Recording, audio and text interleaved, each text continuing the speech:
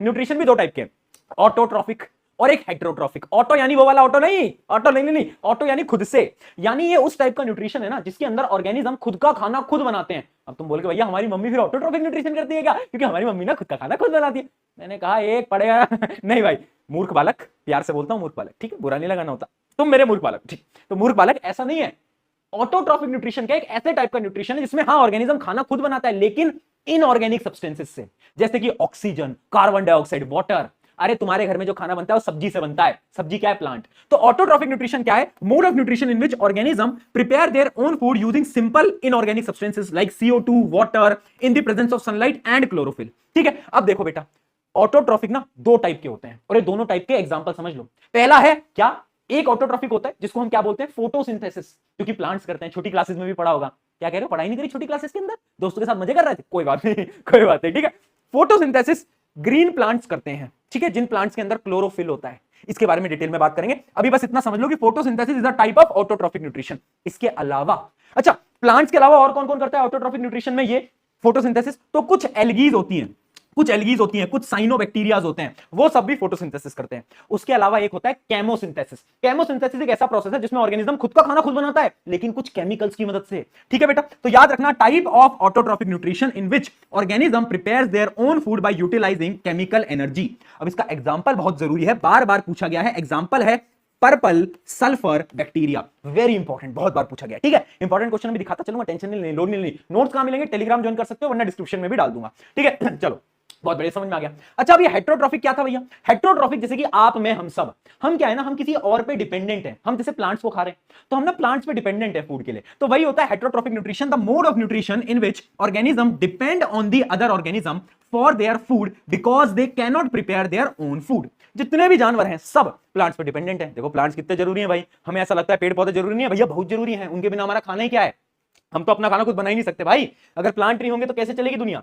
अब देखो, मैं आपको सबसे पहले बताता हूं type of heterotrophic nutrition. Heterotrophic nutrition होते हैं तीन टाइप के। एक है होलोजोइक। अब देखो, नाम सुनते से ना घबराना नहीं होता।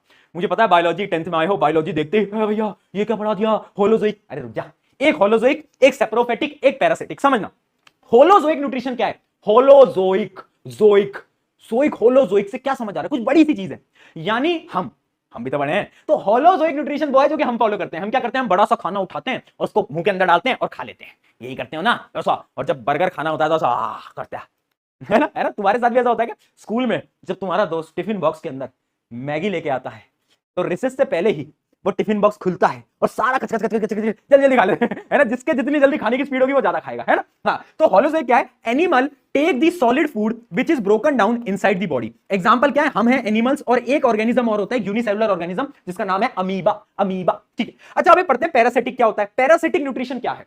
पैरासाइट, पैरासाइट तुम्हें समझ आता है? वो एनीमे देखा होगा तुमने, पैरासाइट, है ना? तो देखो यार, ये जो पैरासिटिक न्यूट्रिशन है ये क्या होता है, ध्यान से समझना।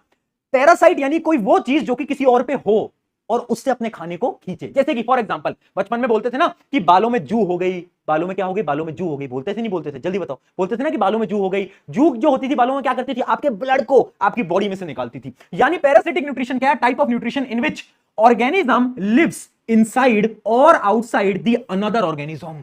यानी हमारे बालों में है वो, तो वो क्या है? वो हमारे ऊपर है, ठीक है, हमारे ऊपर है। और हम क्या है उसके लिए? हमें उसके लिए होस्ट, होस्ट यानी जिससे वो अपने न्यूट्रिशन को ऑब्टेन करता है, ठीक है, and derive nutrition from it. याद रखना, पैरासिटिक न्यूट्रिशन में जो पैरासाइट होता है ना, ये सामने वाले को मारता नहीं है, बस उससे खाना अपना ऑब्टेन करता रहता है। एग्जांपल याद रखना, सबसे इंपॉर्टेंट एग्जांपल है कसकटा। कसकटा, कसकटा कसकटा क्या है? एक प्रकार का प्लांट है। और याद इसको रखने के लिए मैं इसलिए कह रहा हूं, ये इकलौता ऐसा प्लांट है जो कि पैरासिटिक न्यूट्रिशन फॉलो करता है। इकलौता ऐसा प्लांट है कसकटा, है ना? उसके अलावा क्या होते हैं? टिक्स होते हैं, लीच होते हैं। लीच पता है ना, जो खून चूसते हैं। हाँ, बहुत बढ़िया भैया, खून तो वो भी चूसती है मेरा, कोई बात नहीं कोई बात नहीं बेटा, चलो, है ना? हाँ, तुम ही पागल हो। आ जाओ, सेप्रोफेटिक न्यूट्रिशन की बात करते हैं। पहले होलोजोइक, हम, पैरासिटिक समझ आ गया।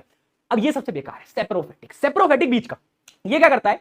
ये ना डेड एंड डीकेइंग ऑर्गेनिज्म को खाता है, लेकिन इसमें एक चीज है कि ये ना खाने को बाहर ही डाइजेस्ट कर लेता है, खाने को बाहर ही डाइजेस्ट कर लेता है, कुछ केमिकल निकालता है जिससे खाना बाहर ही डाइजेस्ट हो जाता है और उसके बाद डायरेक्टली न्यूट्रिएंट्स को अब्सॉर्ब करता है। यानी इसके अंदर क्या है, organisms feed on dead and decaying matter. याद रखना, ये बाहर ही डाइजेस्ट कर लेता है और बाद में अब्सॉर्ब कर लेता है। इसका एग्जांपल है फंजाई, और एक सबसे बड़ा एग्जांपल है क्या, मशरूम। लिख लेना भाई, एक सबसे बड़ा एग्जांपल है क्या, मशरूम। मशरूम जो आप खाते हो वो एक प्रकार का सेप्रोफेटिक न्यूट्रिशन ही फॉलो करता है, वो डेड एंड डीकेइंग को खा रहा होता है। क्या ये बात समझ में आई? बोल दे रे, बहुत बढ़िया समझ आई, तो आगे बढ़ा जाए।